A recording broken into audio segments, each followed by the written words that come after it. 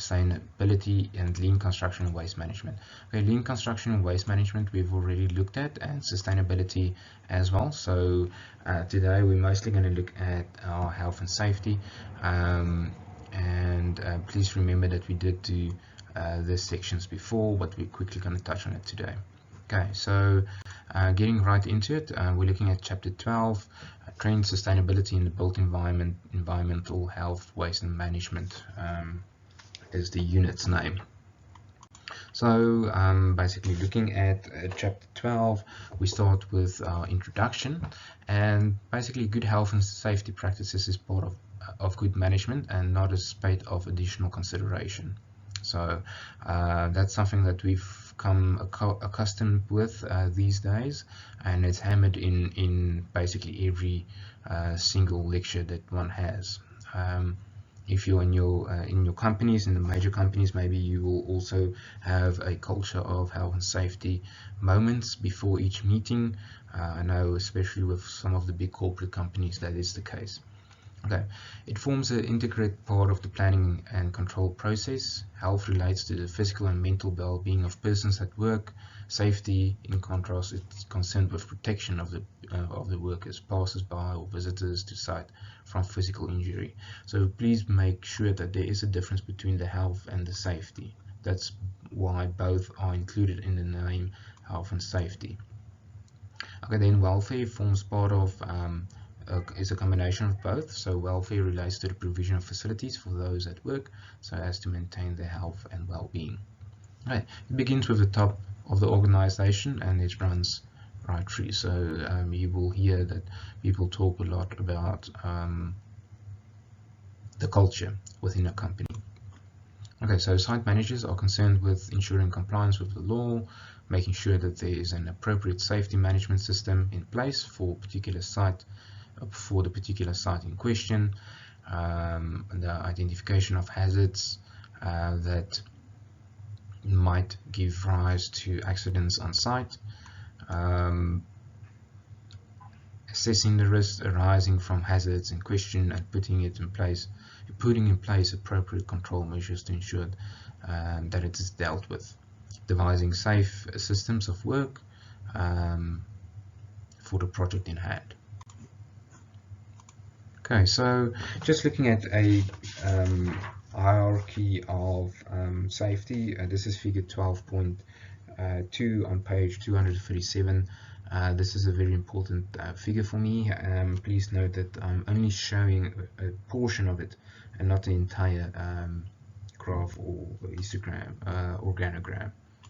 Okay, so you have your chairperson, manager at the top. You usually have your construction director below him, and then the construction manager below him, your site manager, and then your site foreman.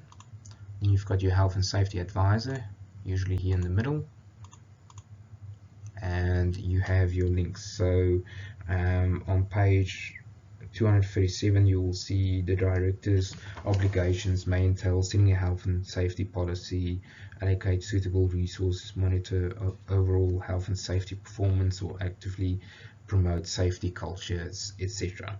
Whereas your construction director usually monitors the performance, ensuring that staff comply with the health and safety policy, etc. Your site manager, on the other hand, will organize site to be that the site is running according to the requirements, and then you must know the regulations, ensure compliance with legislation, etc. Your site foreman will conduct toolbox talks and communicate to so the site foreman is responsible to actually convey that to the workers, the general workers on site, so with his toolbox talks, etc. Then there's a couple of other items that you need to know about. Is the operatives, the subcontractor coordination, and the subcontractors. Then on the health and safety advisor side, he needs to inform and advise, disseminate documentation and best practice training, conduct audits, and investigate accidents and report to his directors. So please go through that. And please know this hierarchy, and you must be able to discuss it in depth. So health and safety management, a management system elements is usually comprised out of your policy, your organization, planning, measurement of performance, and then audit and review. Your safety of site operations, the contractor has the following duties with regard to his personnel: safe systems of work, ensuring safe means of handling, use, storage and transport of articles, provision of information, instructions, training and supervision, safe place of work, safe working environment, etc.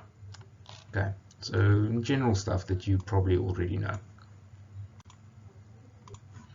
Okay guys, so getting to risk assessments, safety method statements. Remember how important this is.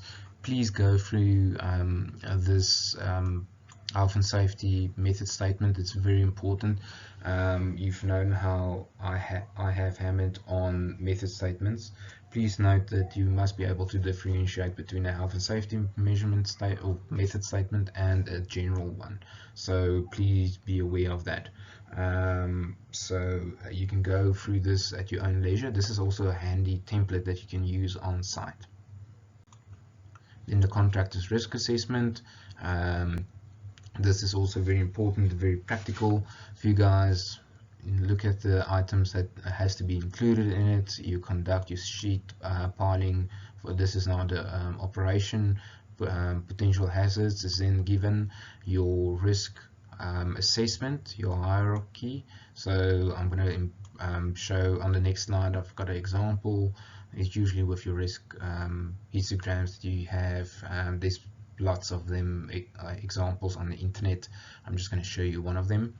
And then just the date, the practicality of it, training certificates needed, actions needed, and the PPE required. So control measures is listed here, and then it flows over to your practical implementation, which is this bottom line here at the bottom.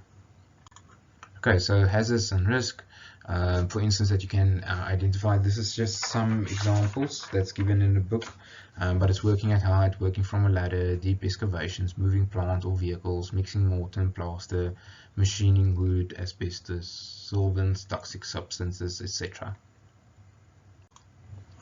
Okay, then identification of hazards. So this is a nice little histogram that you can use. This is not that important for our purposes.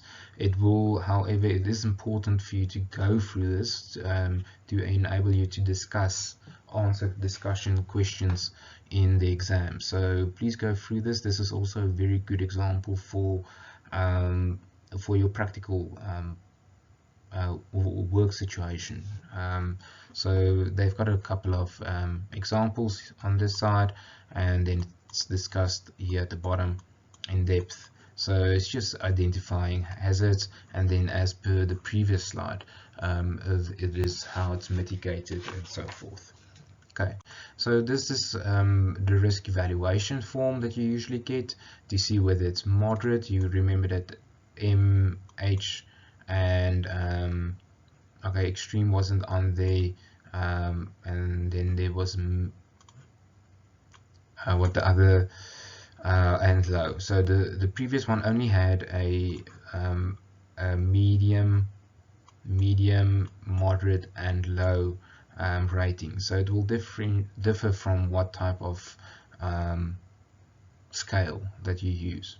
So, but you get basically a quantitative risk assessment. This is measurable, and quantitative risk assessments, judgment and experience. So for the top management, usually if you go through this assessment of the likelihood, so you first look at the likelihood that something may happen, and then the consequence, and you get to either high, medium, low or extreme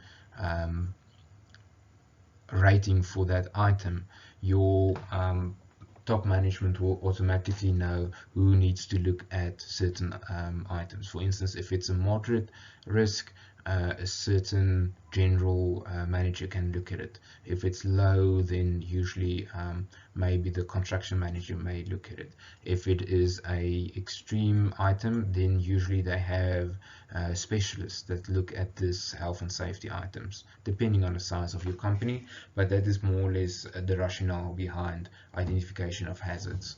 And also it depends on the identification, who has signing off authority on those items.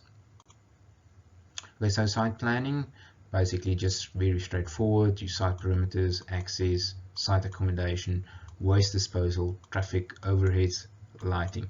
Again, nice reading work for your discussions during the exams. And it's just the form continued. This is figure 12.7. This is on page 250, and this is just the second part of it. Excavations, working at heights, manual handling. Okay, so this is coming to this form, pressures on health and safety. This is very important for me, so you must be able to discuss and draw this for me. So you've got your internal processes and you've got your external pressures. So you've got internal pressures, external pressures. So you've got, for instance, dangers, clients, environment, the law, health and safety regulations, construction regulations, weather, and then you've got where the construction meets the internal meets the external perimeters. Front line is the workers, supporting organization, and you've got the blunt end. This is where the culture is cultivated.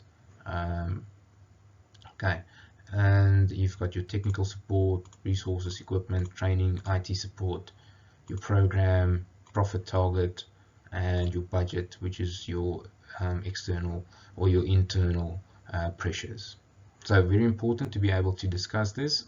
It also helps if you can draw this to show what you're actually discussing. Then coming to a conclusion, the deeper causes of accidents are, in contrast to individual causes of accidents, it's usually poor work planning, lack of safety systems, poor communication, and poor health and safety culture. Here you can see the word culture comes in. Okay, thanks guys. So you can see it's very straightforward. There's nothing funny about it. Just something to note that the stuff that I've skipped is it's confined to Britain, so I didn't focus too much on it. Please just focus on these areas that I actually highlighted, and remember that this is not necessarily the full scope of what is actually discussed. For instance, that his organogram that I discussed, please learn the stuff that goes with that.